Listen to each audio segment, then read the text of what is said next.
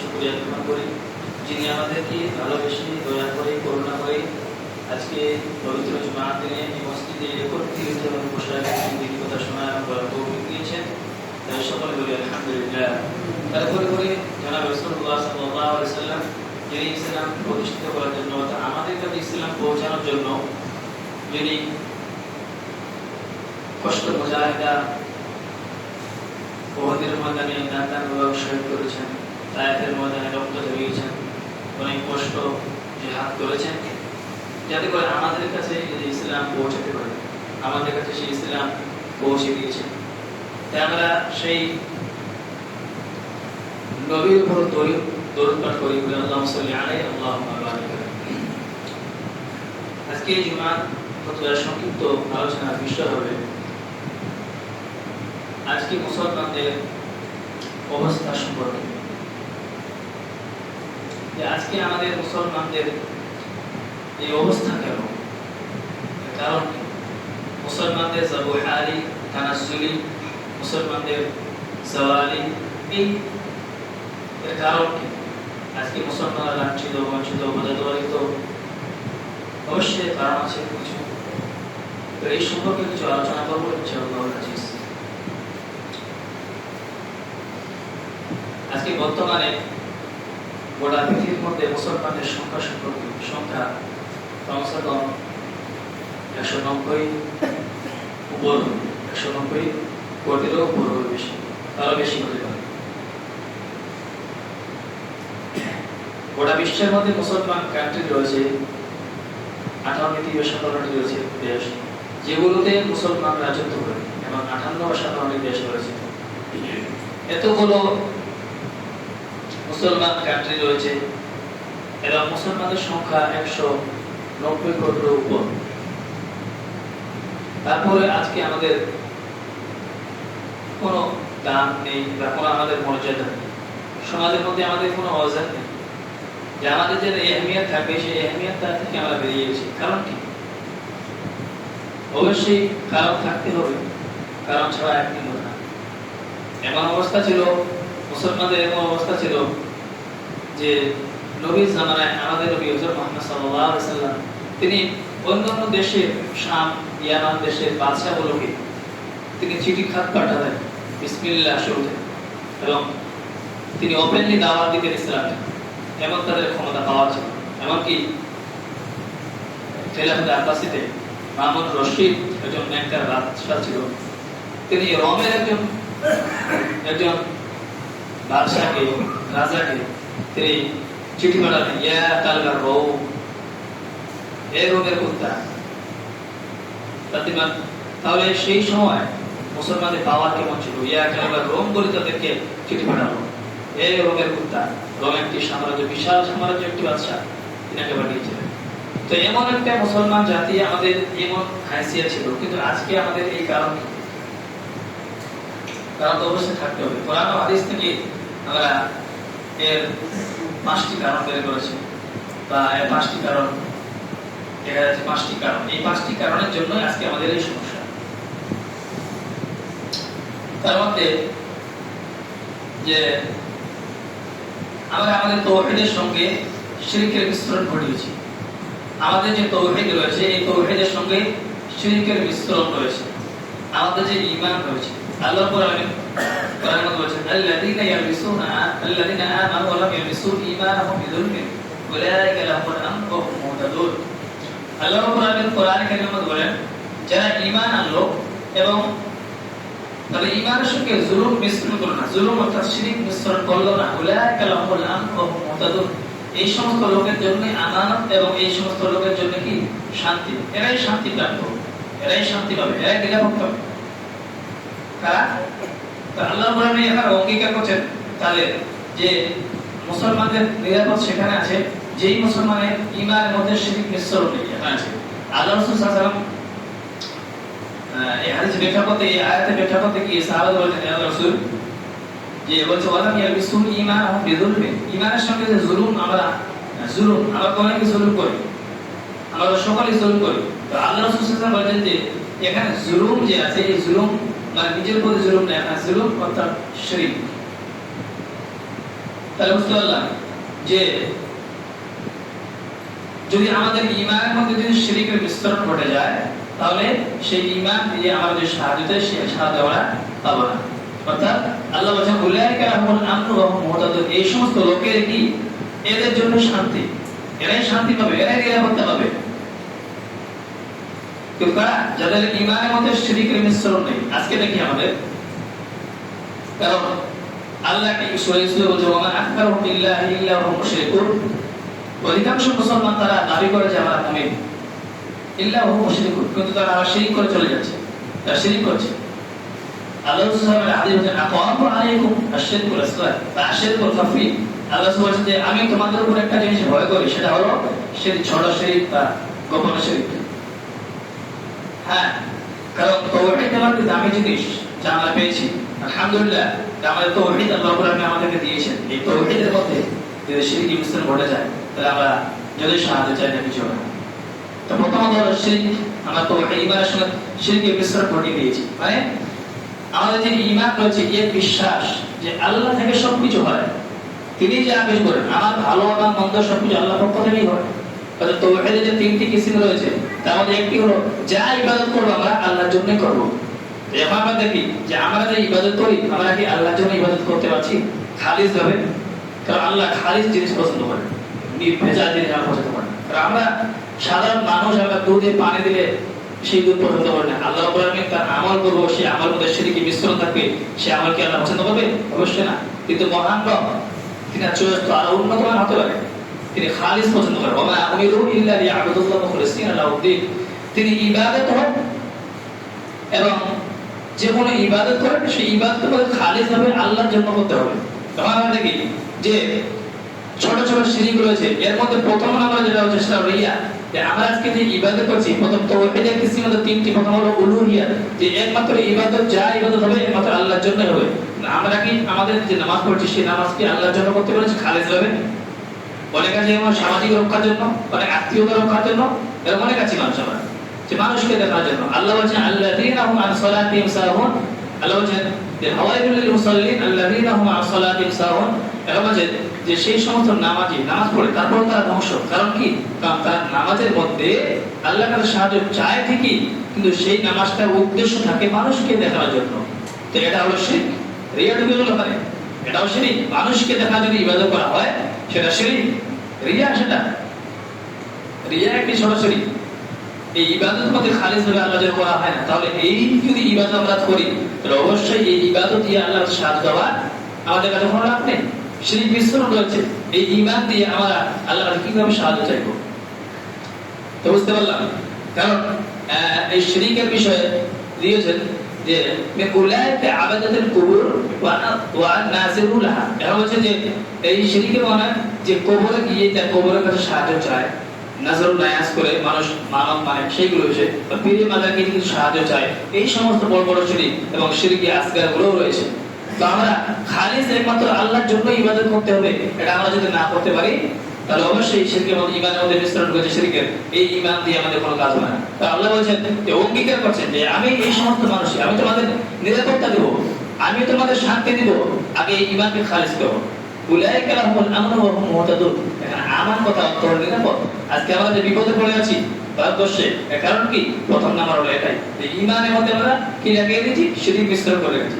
দুই নাম্বার কারণ কোরআন থেকে দূরে চলে গেছি। দুই নাম্বার কোরআন থেকে আমরা দূরে চলে গেছি। হ্যাঁ, কোরআন থেকে। এর বড় একটা আলামত হলো যে আমরা অধিকাংশ অনেক লোক আছি এর মধ্যে অনেক মানুষ সূরা ফাতিহার মানে আমরা ভালো করতে পারবো না। এমন লোক আছে যে লা ইলাহা ইল্লাল্লাহ এর শুদ্ধ মানেও করতে পারবো না। ইন্না লিল্লাহি ওয়া ইন্না ইলাইহি রাজিউন বড় কারণ যেটা যে কোরআন থেকে দূরে থাকার বড় একটা আলামত হলো যে আমরা সূরা ফাতিহার মানে অনেক মানুষ জানে না, অনেক মানুষ কোরআন পড়তে জানে না। একজন তাফসীর লিখেছে, তাফসীরের মধ্যে যে কোরআন থেকে দূরে থাকা বা কোরআনকে ছেড়ে দেওয়া এর তিনটি কারণ। একটা হলো যে কোরআন না পড়তে পারা। অনেক আমরা 60-70 বছর 50 বছর 25 বছর 20 বছর বয়স হয়েছে কিন্তু কোরআন পড়তে জানি না, এক নাম্বার। দুই নাম্বার কোরআন পড়তে পারি কিন্তু কোরআন মানে বুঝি না, এটা একটা কারণ। এবং কোরআন পড়তে পারি মানে বুঝি কিন্তু কোরআন অনুযায়ী আমল করি না, এটা হলো কোরআনকে ছেড়ে দেওয়া। আমরা দেখি যে কোরআন থেকে আমরা কত দূরে চলে গেছি। আল্লাহ রাসূল সাল্লাল্লাহু আলাইহি ওয়াসাল্লাম বলেন, আর যারা দিয়ে কোরআন পড়া রাসূলুল্লাহ সাল্লাল্লাহু আলাইহি ওয়াসাল্লাম বলেন, যারা দিয়ে কোরআন তিনি সাহাবাদেরকে ডাক দিয়ে বলেন, আলা আমা ইন্না নাবিয়াকুম কদ ক্বাল, হে সাহাবারা শুনো, তোমাদের নবী বলে গেছে, ইন্নাল্লাহা ইয়ারফাউ বিহাদাল কিতাব ওয়া ইয়াযউ বিআখারিন। আল্লাহ রাসূল সাল্লাল্লাহু আলাইহি ওয়াসাল্লাম হযরত জাবের রাদিয়াল্লাহু আনহু বলেন, হে সাহাবারা শুনো, তোমাদের নবী বলে গেছে যে এই নিশ্চয়ই এই কোরআনের মাধ্যমে আল্লাহ একটা কওমকে মানুষকে উপর উঠায়, মানুষকে উন্নতি দেয়, মানুষকে নিরাপত্তা দেয়, এই কোরআন দিয়ে মানুষকে সম্মান দেয়, আর এই কোরআন দিয়ে মানুষকে আবার নিচে নামিয়ে দেয়, বেইজ্জত করে। थे इस कदर अजीम के पैरों में ताज थी, थे इस कदर अजीम के पैरों में ताज थी, इतनी हुई जलील कि जूतों में आ गए। আমাদের মর্যাদা এমন ছিল, সেই মর্যাদাকে ভেঙে আজকে আমরা এমন জায়গা চলে এসেছি, আমরা কোন জায়গায় গর্ব করি। এমন কোন জায়গা আছে ইন্ডিয়াতে যেমন জায়গা যে জায়গাগুলোতে আমরা কি গর্ব করে বলতে পারবো না যে আমরা মুসলিম, যে পরিচয়টি হত্যা করার বিষয় আছে, হত্যা করে দিবে এমন ভয় আছে আছে। তো বলছিলাম যে এই কোরআন দিয়ে মানুষকে আল্লাহ সম্মান দেয়, এই কোরআন দিয়ে মানুষকে জালিল করে অপমানিত করে আজকে কোরআনকে ছেড়ে দিয়েছি। তার মানে কি আল্লাহ বলছেন, আল্লাহ রাসূল সাল্লাল্লাহু আলাইহি ওয়াসাল্লাম বলছেন, হযরত উমর ইবনে আব্দুল বলতে তিনি বলেছেন, কুননা মা রাসূল সাল্লাল্লাহু আলাইহি ওয়াসাল্লাম বিল জুহফা। উমর ইবনে আব্দুল বলেন যে আমরা আল্লাহ রাসূলের সঙ্গে ছিলাম বিল জুহফা। জুহফা একটি জায়গা, মক্কা এবং তায়েফের মাঝখানে একটি জায়গা, সেখানে আল্লাহ রাসূল বসেছিলেন, সাহাবারা বসেছিলেন।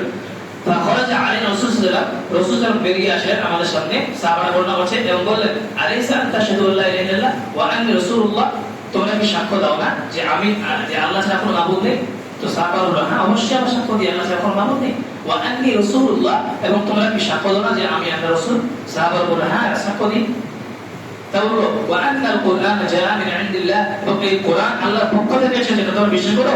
তো সাহাবারা বলল, হ্যাঁ বিশ্বাস করি। তো আল্লাহ বলেন, ফাআবিশরু ফাইন্না হাযাল কুরআন তুরাফু বিয়াদিল্লাহি ওয়া তুরাফু বিআইদিকুম ফাআমসাকু বিহা ওয়া লা তুহলাকু বা'দাহু আবাদা। আল্লাহ বলেন যে এই কোরআনের এক দিক থেকে আল্লাহ ধরে আছেন, আল্লাহ একদিকে ধরে আছেন আর একদিকে তোমরা, অর্থাৎ তোমরা যে কোরআনকে ধরো তাহলে আল্লাহ একদিকে ধরে আছে, তাহলে তোমাদেরকে বলে তুহলাকু বা'দাহু আবাদা, তোমাদেরকে কেউ পৃথিবীর কোনো শক্তি তোমাদেরকে কি করতে পারবে না, তোমাদেরকে হালাক করতে পারবে না যদি কোরআনকে ধরে রাখা হয়। এটা একটা বিষয় যে কোরআন আমরা জানি কোরআন উপর থেকে এসেছে। আল্লাহ বলে ইন্না নাযালনা, আমি নাযিল করেছি। আল্লাহ বলে আমি কোরআন নাযিল করেছি, আর উপর থেকে কোরআনটা আসছে। তো কোরআন ধরে থাকি তো উপরে যাবো, তো কোরআন ছেড়ে দিয়ে নিচে চলে যাবো। এটাই যে যেই সমস্ত মানুষ কোরআনকে ধরে নেই, কোরআনকে অনুযায়ী জীবন যাপন করে না, অবশ্যই তারা লাঞ্ছিত হবে, বঞ্চিত হবে। আল্লাহ বলেন একদিকে একটা লোহা ধরেন, একটা লোহা একটা লোহা মনে করেন যে হিটার গুলো তৈরি করে পানি গরম করে সেই হিটার দিয়ে, তো সেই হিটার একটা লোহা থাকে যেটা দিয়ে গরম করা হয়, সেই লোহাটা করলেন একটা বাচ্চাকে ধরে দেবে, সে খেলবে কিন্তু ওই লোহাটা আবার যদি কোনো সকেটের সঙ্গে লাইনের সকেটের সঙ্গে যদি লাগিয়ে দেওয়া হয়, তো মানুষ তো ধরে কোনো হাতিও সে হাতিবে না, কারণ সেই লোহার তাআল্লুক কার সঙ্গে হয়েছে, সম্পর্ক কার সঙ্গে হয়েছে, একটা লোহা সেই লাইনে পাওয়ারফুল লাইনের সঙ্গে হয়েছে। তো তেমনি করে কোরআনকে ছেড়ে দিয়েছি, আল্লাহ লাঞ্ছিত করেছে। কোরআন যদি ধরে থাকতাম তাহলে কোনো মানুষ আমাদের বিক্রি করতে পারবো না, কোনো হালাক করতে পারবো না। আজকে আমাদের জিল্লাতের দ্বিতীয় কোনো আমাকে কোরআনকে ছেড়ে দিয়েছি, কোরআন অনুযায়ী জীবন যাপন করি না। কোরআনকে যদি ধরে থাকতাম অবশ্যই কোনো পৃথিবীর কোনো শক্তি আমাদেরকে হালাক করতে পারতো না। আজকে কোরআন আমরা ছেড়ে দিয়েছি, কোরআন বুঝি না, কোরআন পড়ি না, অনেকে কোরআন পড়ার চেষ্টাও করে না। তিন নম্বর কারণ হচ্ছে সুন্নাত থেকে দূরে চলে গেছে। একটি বড় মাশহুর আয়াত রয়েছে, সেটা হলো সূরা নূরের শেষে আয়াত। আল্লাহ বলেন, ফালিয়াহযারিল্লাযিনা ইউখালিফুনা আন তুসিবাহুম ফিতনা আও ইউসিবাহুম আযাবুন আলীম। সেই সমস্ত মানুষের ভয় করা উচিত যে সমস্ত মানুষ আল্লাহ এবং আল্লাহ রাসূলের মুখালিফাত করে, বিরোধিতা করে, আল্লাহ রাসূল যে বলেছে সেটা মানে না, সে নিজের মতো করে। সেই সমস্ত মানুষের ভয় করা উচিত যে আল্লাহ রাসূল হুকুম দিয়েছে সেটা করে না, সে নিজের মতো করে। কারণ আন তুসিবাহুম ফিতনা, এমন না হয় যে কখন যে তাদের উপর বিপদ চলে আসে কেউ বলতে পারে না, হঠাৎ করে বিপদ চলে আসে। আন তুসিবাহুম ফিতনা, এমন হতে পারে কখন যে হঠাৎ তাদের মধ্যে বিপদ চলে আসে, আর ইউসিবাহুম আযাবুন আলীম, এবং তাদেরকে বড় আযাবের মধ্যে মুক্তরা হতে দেখা হয়েছে। তো এই আয়াত যদি কোনো মানুষ আল্লাহ রাসূলের খিলাফত, আল্লাহ রাসূলের যদি মুখালিফত করে, বিরোধিতা করে, সুন্নাতকে না মানে, না ধরে, তাহলে বলছে যে ফিতনা, তাদের মধ্যে ফিতনা চলে আসবে। জাফর বিন মুহাম্মদ তাফসীর লিখেছেন ফিতনা মানে, ফিতনা হলো সুলতান যায় ইসল্লু আলাইহি, তাদের মধ্যে এমন বাদশা তাদের মাথায় বসিয়ে দেওয়া হবে যেই বাদশাগুলো তাদের উপর নিজের মতো ব্যবহার করবে। আজকে দেখেন আমাদের উপর এমন সরকার বসিয়ে দেওয়া আছে, সে নিজের মতো করে আমাদেরকে চালাবে। আমরা নিজের কোনো হাইসিয়ত রাখি না, আমরা কিছু করতে পারবো না, আমরা শুধু দেখে থাকবো, আমরা শুধু দেখে থাকতে পারি, আমাদের কোনো কিছু করার নেই। আমাদের উপর এমন এমন বাদশা বসে আছে, এমন এমন রাজা, এমন এমন মন্ত্রী, এমন এমন আমাদের দেশের যে পার্লামেন্টের বসে আছে, যেগুলো বড় বড় অতিথি বসে, এমন এমন জিনিস বসে যেখানে আমরা কোনো কথা বলতে পারি না, এগুলো বসিয়ে দিয়েছে। আল্লাহ বলছেন ফিতনা, ফিতনা মানে এমন এমন বাদশা তোমাদের উপর বসিয়ে দেওয়া হবে, তারা তোমাদের উপর এমন ব্যবহার করবে তোমরা কিছু করতে পারবে না। আর ইউসিবহুম আযাবুন আলীম, আযাবুন আলীম মানে বড় আযাব, এই আযাবুল কাতল, আযাবুল কাতল যেখানে তবে সেখানে মেরে দেবে। আজকে দেখেন ভারতবর্ষে কত জায়গায় মুসলমানদের যেখানে পাচ্ছে মেরে দিচ্ছে, হত্যা করছে, কিছু করতে পারবো না।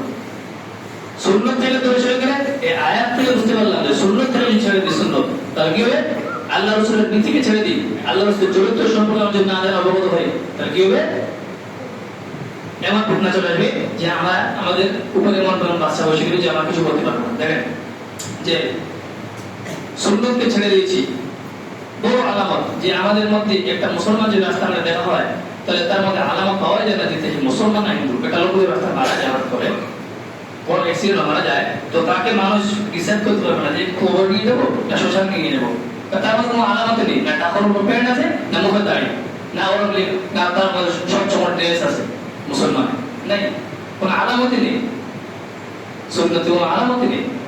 বড় সুন্নাত সাহাবা আল্লাহ রাসূল কি করে মানতেন, একটা হাদিস বলি। আর জাবের রাদিয়াল্লাহু আনহু রাসূল সাল্লাল্লাহু আলাইহি ওয়াসাল্লাম লাম্মা ইস্তাওয়া রাসূল সাল্লাল্লাহু আলাইহি ওয়াসাল্লাম আলাল মিম্বারি, আল্লাহ রাসূল মিম্বারে বসেছিলেন এই জুমার দিনে, তো তিনি বললেন ফাকালা ইজলিস, বসে যাও। তো সামনে কিছু সাহাবা বসেছিল, তিনি বসে গেলেন। ফানাদা ইয়া আব্দুল, ফানাদা আব্দুল্লাহ ইবনে মাসউদ রাদিয়াল্লাহু আনহু ফাজালাসা আলা মাসজিদ, ফাজালাসা আলা বাবিল মসজিদ। তো আল্লাহ রাসূল বললেন যে তোমরা বসে যাও। তো মসজিদে কিছু লোক বসে দাঁড়িয়েছিল, প্রশ্ন করলো। তো আব্দুল্লাহ ইবনে মাসউদ রাদিয়াল্লাহু আনহু বাইরে থেকে আসছিলেন মসজিদে, তো দরজাটা শুনতে পেরেছেন, আল্লাহ রাসূল বসতে বলল, তিনি সেখানে বসে গেছেন। আল্লাহু আকবার। তিনি কিভাবে ইতিহাদ কথা আল্লাহ রাসূল ঘোষণা করতেন, কি জন্য বলেছেন সেটা দেখবা না, কি জন্য বলেছে আল্লাহ রাসূল তারা তো ফিক মানলাই তাদের ওয়া নাসতু বিমা, আমি তোমাদের মাঝে দুটো জিনিস ছেড়ে দাও। কারণ আল্লাহ রাসূল দুটো জিনিসই পেয়েছেন, দুটো জিনিসই তিনি এনে দেওয়া আছে, কোরআন আর হাদিস, আর কিছু নেই। আজকে আমরা দেখেন দুটো জিনিস পেয়েছে, আল্লাহ রাসূল আমাদের দুটো জিনিস দিয়েছে, আর 8-10টা ধরে বসে আছি। যদি বলি এটা আল্লাহ রাসূল বলেছে, আমরা বলি ওই অমুক মোলানা সাহেবটা বলেছে, অমুক মোলানা সাহেব বলেছে। আল্লাহ আকবার। কিরকম এটা কি, এটা মুমিনের কাউল না। আল্লাহ বলেছে ইন্নামা কানা কাওলাল মুমিন, মুমিনের কথা হবে এমন যে ইন্নামা কানা কাওলাল মুমিন ইযা দু'উ ইলা আল্লাহি ওয়া রাসূলিহি লিয়াহকুম বাইনাহুম আন ইয়াকুল সামি'না ওয়া আতা'না। সেটা বলে আল্লাহ বলেছে যে যখন মুমিনদের কথা হবে কি, মুমিনরা বলবে যখন তাদেরকে আল্লাহ এবং রাসূল থেকে ডাকা হবে, তখন তারা বলবে আন ইয়াকুল সামি'না ওয়া আতা'না, আমরা শুনলাম মেনে নিলাম, এটাই। তো আমরা যখন কোন রাসূলের কথা শুনতে যাই, আল্লাহ রাসূল বলেছে, তো বিভিন্ন ধরনের বাহানা এটা ওটা বলি, কি হবে সাহাবারা তারা সবাই শুনতে মানতো। এটা মুমিনের আলামত যে শুনলো, আল্লাহর কোনো কথা শুনলো, রাসূলের কোনো কথা শুনলো, আদেশ শুনলো, সঙ্গে সঙ্গে মেনে নিল, এটা মুমিনের আলামত। তো 3 নম্বর সুন্নাত থেকে দূরে সরে। 4 নম্বর হলো যে হুব্বুদ দুনিয়া ওয়া কারাহিয়াতুল মাউত, দুনিয়ার মহব্বত এবং মৃত্যুর অপছন্দ করছে। কখন যে মরে যায়, হঠাৎ করে মরে যায়, এই হয় মরতে তো হবে, মরতে তো হবে, কে দুনিয়াতে থাকতে এসেছে, মরতে তো সবাই মরবে, কেউ থাকতে আসে, মরবে তো মানুষ। একটা হাদিস বলি, আন সাহাবা রাদিয়াল্লাহু তাআলা আনহু قال قال رسول الله صلى الله عليه وسلم يوشك الامم ان تدع عليكم كما تدع على طاولة قصواتها। আল্লাহ রাসূল সাল্লাল্লাহু আলাইহি ওয়াসাল্লাম বলেছেন, জাবের রাদিয়াল্লাহু সাহাবা রাদিয়াল্লাহু আনহু থেকে বর্ণনা করে বলেন, রাসূল সাল্লাল্লাহু আলাইহি ওয়াসাল্লাম বলেছেন যে তোমাদের নিকটে অতি নিকটে এমন জামানা আসবে যে সময় মানুষ গোটা পৃথিবীর মানুষ ইত্তেহাদ হয়, এক জামাত হয়, দলবদ্ধ হয়, গোটা পৃথিবীর মানুষ মুসলমানদের পিছনে লেগে পড়বে। কেমন লেগে পড়বে, আন তাদা আলাইকুম ইলা কামা তাদা আলা রাজুল রাসূলিয়া, কেমন পড়বে, যেমন ক্ষুধার্ত মানুষ খাওয়া দেখলে ঝাঁপিয়ে পড়ে, তেমনি করে মুসলমানদের দেখলে পুরো বিশ্বের মানুষ একত্রিত হয়, মুসলমানদের পিছনে লেগে পড়বে। এর মানে কি, আমাদেরকে খেয়ে নিবে না, এর মানে হলো যেমন রান্না করে কোনো কাঁচা মুরগি আছে, মুরগি কেটে তারপর রান্না করে তারপর তো খাই, তেমনি করে আমাদেরকে কাটবে, জবাই করবে, তারপর আমাদেরকে রান্না করে তারপর খাবে। এভাবে মানে যে আমাদেরকে দেখেন, আমাদের পূর্বপুরুষ নবীদের জামানা ঘটনা থেকে আমাদেরকে কেটে দেওয়া হয়েছে। আমরা অনেক মানুষ আছি যারা আমাদের নবীদের জীবনে বলতে পারবো না, আমার নিজের জন্য আমার সন্তানদেরও শিক্ষা দিই না, যে আমরা যে কোনো সন্তানকে জিজ্ঞাসা করে যে আমাদের নবীর নাম কি ছিল, বাবার নাম কি, আমার নবীর জীবনের সম্পর্কে কেউ বলতে পারবে না। অথচ রবীন্দ্রনাথ ঠাকুর জীবনে পুরো মুখস্থ করে বসে আছে। আমাদের অবস্থা যেটা আমাদের দোকান সেটা দিইনি। আমাদের যে সেই সন্তানগুলোকে যে শিক্ষা দিতে দিয়েছি, সেই শিক্ষা প্রতিষ্ঠানে কোনোদিনও বলবে না, কেমন পর্যন্ত বলবে না যে দাঁড়িয়ে পেশাব করো না, বসে পেশাব করো, কোনোদিনও বলবে না অন্য মেয়েকে দেখো না, যে না কোনোদিন এই কথা বলবে না। তো ওই শিক্ষা প্রতিষ্ঠানের সিস্টেম নেই, ওই চরিত্র পড়াই হয় না ওটা আমরা ওখানে দিয়ে দিয়েছি, সে চরিত্র কিভাবে তৈরি হবে? তো আমরা তো নবীর তারিখ থেকে, তো অর্থাৎ আমাদেরকে পূর্বপুরুষের নবীদের জীবন থেকে কেটে দিবে, তাহলে ঘটনা থেকে কেটে দিবে, তাহজিব থেকে কেটে দিবে, আমাদের কোরআন থেকে কেটে দিবে। আজকে কোরআন থেকে কেটে দিয়েছে, নামাজ থেকে আমাদের কেটে দিবে, আমাদের নবীর আদর্শ থেকে আমাদেরকে কেটে বঞ্চিত করে দিবে। এর মানে এটাই গোটা পৃথিবীর মানুষ মুসলমানের পক্ষে বলে ক্ষুধার্ত মানুষের পক্ষে নয়, আমাদের খেয়ে দিবে না। এর মানে হলো আমাদেরকে কেটে দিবে আমাদের তাহজিব থেকে, আমাদের তারিখ থেকে, আমাদের আদর্শ থেকে কেটে দিবে, নবীর আদর্শ থেকে। আজকে আমাদের কোরআন ভাবনা জানা নেই, নবীর আদর্শ জানা নেই, নবীর আদর্শ অনুযায়ী জীবন যাপন করতে পারি না, সময় বের করতে পারি না। এমন ভাবে আমাদেরকে কি করে রেখেছে, আমাদের দুনিয়ার জীবনে মশগুল করে রেখেছে। তারপর হাদিসটা বলছে, তারপরে হাদিসটা বলে কি যে ওই হাদিসে শেষ অংশে বলছে যে ولا ينزعن الله من قلوب আল্লাহ বলেন ولا ينزعن من قلوب عدوكم ما حمل منكم। সেই হাদিসে বলছে যে এবং তোমাদের উপর কি করবে, তোমাদের উপর দুশমনদের যে ভয়, বড় একটা মানুষ আপনি আমার দুশমন, তো সেই দুশমনের ভয় আমার ভয়টা উঠিয়ে দিবে। ولا ينزعن الله من قلوب عدوكم ما حمل منكم, যে মুসলমানদের ভয় যেটা আছে, তাদের যে পাওয়ার আছে, এই পাওয়ারটা দুশমনের অন্যান্য জাতির উপর থেকে উঠিয়ে দিবে আল্লাহ। তারা আমাদের ভয় পাবে না। আমাদের মুসলমানদের পাওয়ার আছে, সেই পাওয়ারের ভয়টা আমাদের দুশমন থেকে উঠিয়ে দিবে আল্লাহ। তারপর সব থেকে মারাত্মক জিনিস, কোন দুশমন যদি তার শত্রুকে ভয় না পায়, যেখানে পাবে সেখানে মেরে দিবে, এটা আল্লাহ উঠিয়ে দিবে। কখন? যখন মানুষ কোরআন থেকে এবং সুন্নাত থেকে দূরে চলে যাবে, তখন মানুষ দুনিয়ার মহব্বতে পড়ে যাবে, মৃত্যুকে মানুষ ভয় করবে, মৃত্যুকে মানুষ পছন্দ করবে না। এটা বড় কথা বলি যে খিলাফতে আব্বাসী এবং খিলাফতে উসমানিয়া যে রয়েছে, আমাদের খিলাফতে রয়েছে, মুঘলরা 200 বছর রাজত্ব করেছে, ভারতবর্ষে করেছে। এরা যে রাজত্ব করেছে, এই বিশাল রাজত্ব এর ধ্বংস কি করে হলো? এর ধ্বংসের কারণ কি? আমরা ইতিহাস পড়লে জানতে পারি এর প্রেক্ষাপট একটাই, যে তারা দুনিয়াকে তারা বেশি প্রাধান্য দিয়েছে। তারা এখানে খিলাফত করতে হবে, ওখানে খিলাফত করতে হবে, ওখানে রাজত্ব করতে হবে, এই নিয়ে চিন্তা করেছে। রাজারা ওইভাবে তাদের মুরিদ যেগুলো, তাদের পীর যেগুলো ছিল, তারা নারীদেরকে নিয়ে, তারা তাদের মাজারের মুরিদদের নিয়ে এই চিন্তা তারা মত হয়েছিল, দুনিয়ার জীবন নিয়ে মত হয়েছিল। এই জন্য আমাদের যে পূর্বপুরুষ রয়েছে, যারা রয়েছে, যেমন আপনার উসমানিয়া বা মুঘলেরা ধ্বংস হয়েছে এই কারণে। তারা কি করেছিল? তাবলীগ, মানুষকে ভালোবাসার আদেশ দেয়। 5 নম্বর কারণ হলো যে দাওয়াত কাজ বন্ধ করে দেওয়া, মানুষকে ভালোবাসার আদেশ করা, খারাপ কাজ থেকে নিষেধ করা, এই বিষয়টা বন্ধ হয়ে যাওয়া। عن جابر بن عبد الله ورسول صلى الله عليه وسلم والذي نفسي بيده لتأمرن بالمعروف ولا تنهون عن المنكر। বলেন যে জাবের বিন আব্দুল্লাহ বলেন রাসূল বলেছেন যে সেই সত্তার কসম যার হাতে আমার প্রাণ, তোমরা মানুষকে ভালোবাসার আদেশ দাও, খারাপ কাজ থেকে মানুষকে নিষেধ করো। ولا يشركن الله যদি তোমরা যদি ভালোবাসা দাও, আও লা ইউশিকান আল্লাহ, তোমরা যদি ভালোবাসা আদেশ না দাও, আল্লাহ কি হবে? আও লা ইউশিকান আল্লাহ আযা ইকাবা মিনহু। আল্লাহ বলেন, আল্লাহ সেই হাদিসে বলেছেন যে তোমরা যদি দাওয়াতি কাজ, মানুষকে খারাপ কাজ থেকে যদি নিষেধ না করো, ভালোবাসা আদেশ না দাও, এই দাওয়াতি কাজ যদি বন্ধ করে দাও, তাহলে তোমাদের কি হবে? আল্লাহ নিজের পক্ষ থেকে আযাব পাঠাবে। কোন ফেরেশতার মাধ্যমে না, যে ফেরেশতাকে হুকুম হয়ে যাও ধ্বংস করে দাও, না, আল্লাহর পক্ষ থেকে আযাব পাঠাবে। এটা আদেশ মারাত্মক জিনিস। যদি আমরা ভালোবাসার আদেশ দিয়ে বন্ধ করে দিই, খারাপ কাজে যদি নিষেধ না করে মানুষকে, দেখছি খারাপ কাজ মানুষ, কত মানুষ আমাদের সামনে শুধু খাচ্ছে, নামাজ পড়ছে না, আমি বলছি না, জেনা করছে, মুখ বন্ধ বসে আছি, মানুষ কি আমার প্রতিবেশী এসেছে নামাজ পড়া, আমি নামাজ পড়ছি, তাকে দাওয়াত দেওয়া বন্ধ করে দিয়েছি। বড় কারণ হলো 5 নম্বর কারণ এটাই যে মানুষকে খারাপ কাজ থেকে নিষেধ করতে হবে, ভালোবাসা আদেশ দিতে হবে। এই 5 নম্বর কারণ। প্রথম তাওহীদের সঙ্গে ঈমানের সঙ্গে শিরকের মিশ্রণ, 2 নম্বর হলো কোরআন থেকে দূরে গেছি, 3 নম্বর হলো সুন্নাত থেকে দূরে, 4 নম্বর হুব্বুদ দুনিয়া ওয়া কারাহাতুল মাউত, 5 নম্বর হলো দাওয়াতের কাজ বন্ধ করে দিয়েছি। এই 5 নম্বর 5টি কারণ। এই পাঁচটি কারণের জন্যই আজকে মুসলমানদের জাবহালি জিল্লাত, আজকে আমাদের এই অবস্থা। আল্লাহ রাব্বুল আলামিন আমাদেরকে সঠিক বোঝার তৌফিক দান করুন, আল্লাহুম্মা আমিন।